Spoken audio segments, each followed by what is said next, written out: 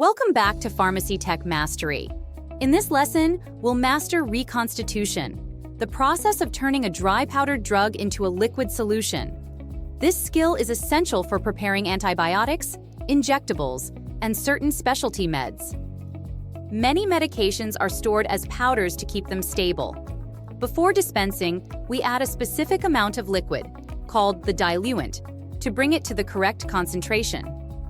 To reconstitute correctly, 1. Read the label. It tells you how much diluent to add. 2. Add diluent slowly. Prevents clumping or foaming. 3.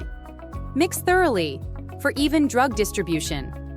Example, you have an amoxicillin vial labeled add 87 milliliters water to make 100 milliliters of 125 milligrams per 5 milliliters. Step 1. Measure 87 milliliters of water using a graduated cylinder.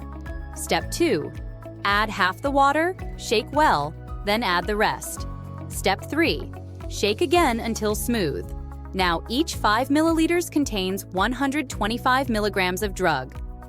Example, a ceftriaxone vial reads, add 3.6 milliliters sterile water to yield 1 gram per 4 milliliters.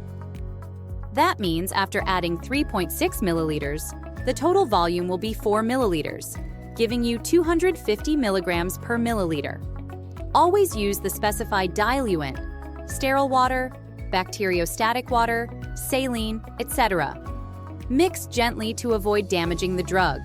Label the final product with concentration, beyond use date, and storage instructions. Your turn.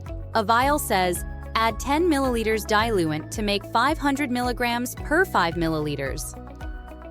What's the concentration per milliliter? Pause, then check your answer. 500 divided by 5 equals 100 milligrams per milliliter.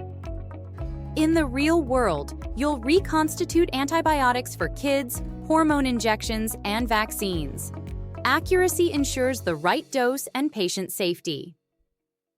If this lesson helped you master reconstitution, hit that subscribe button and click the bell so you never miss the next skill-building video. In our next lesson, we'll tackle dilution calculations. See you there.